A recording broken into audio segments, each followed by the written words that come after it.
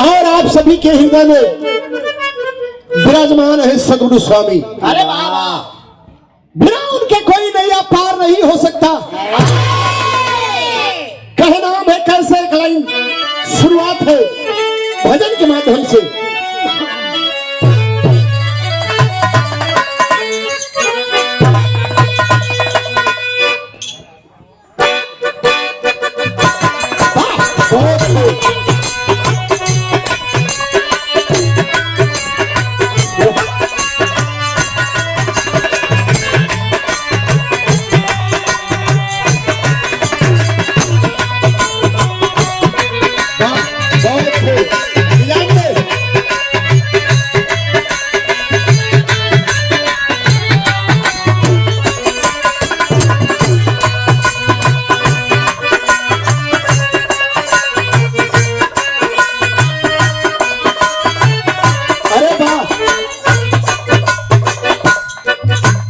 यही कहना है स्वामी सरकार के कृपा से सब कुछ मिला। पढ़ने गया ज्ञान मिला और गाने गया गीत संगीत से संगत हुआ, साथ हुआ। सब आशीर्वाद आपका है। कहना है हमारा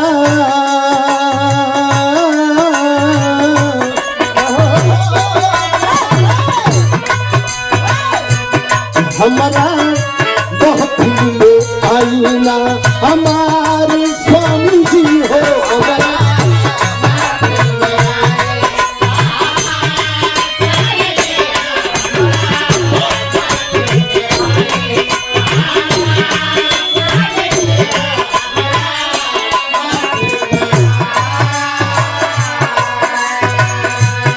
हमारा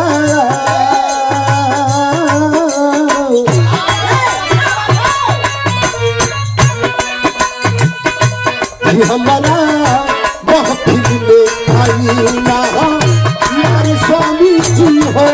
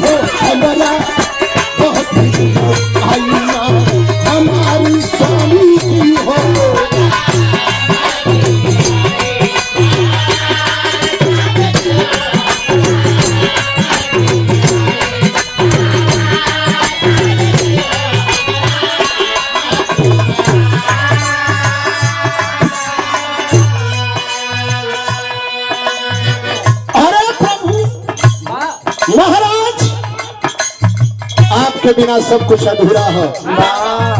ज्ञान का पिटारी सब कुछ खत्म हो जाले। स्वामी महाराज के दरबार में जा करके अनन्य भक्त जा करके अपनी इच्छाएं, अपनी मुरादें को पूरी करते हैं। और गुरु सबसे बड़ा शब्द है। माता पिता के बाद अगर कोई राह दिखाने वाला कोई अगर होता है तो गुरु। कहना है कैसे क्या लेखे देवता भाग्य विधाता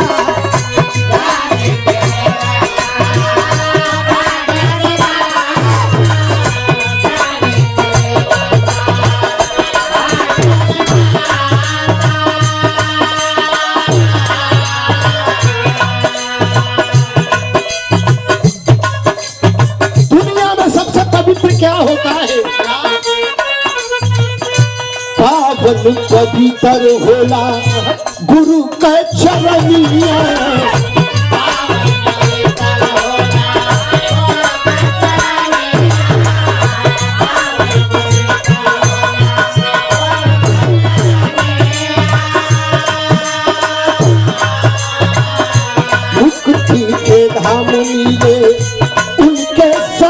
कन्हैया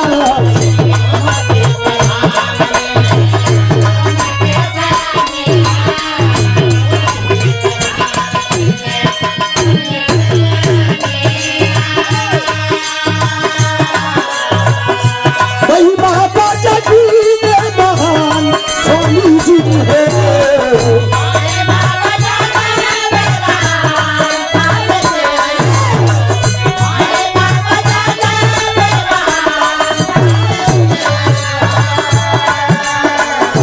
वही बाबा जगी में महान स्वामी जी है। हमारा महफिल में आईना हमारे स्वामी जी है। हमारा महफिल में आईना हमारे स्वामी जी है।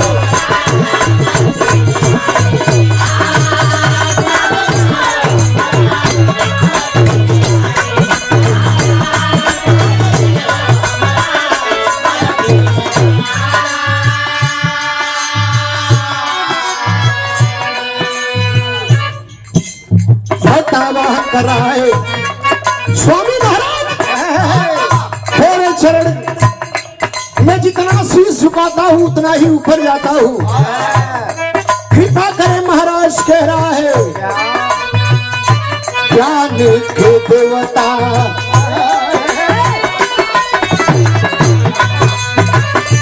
ज्ञान के देवता भाग्य विधाता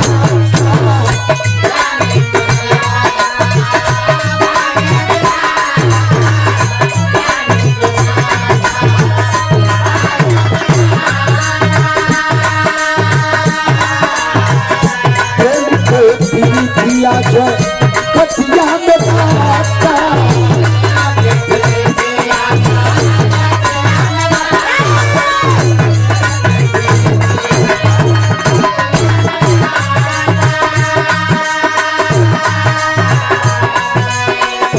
मूर्खन के कई ना उधार स्वामी जी है।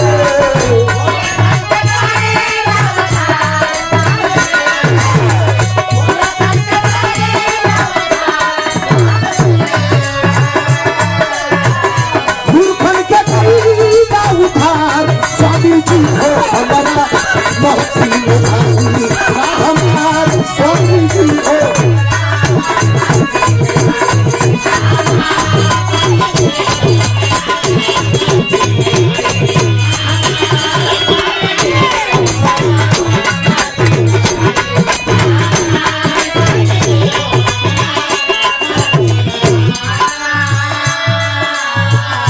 आखिरी बंद में भक्त अपने खानदान का परिचय दे रहा है कि लाल कोने बाग का फूल है। गुरु बिहारी पत्तू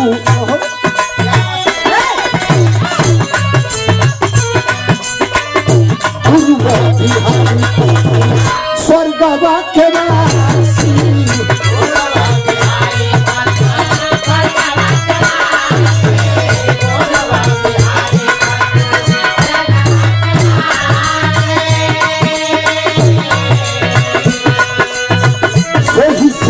मूरत बिना बिरहा उदासी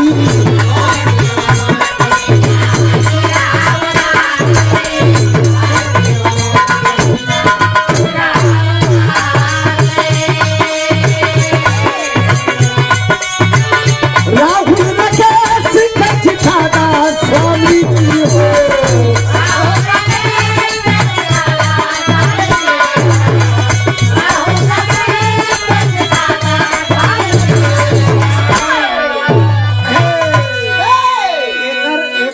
बता दई है कि राहुल राकेश के जितादा स्वामी जी हो कि हमारा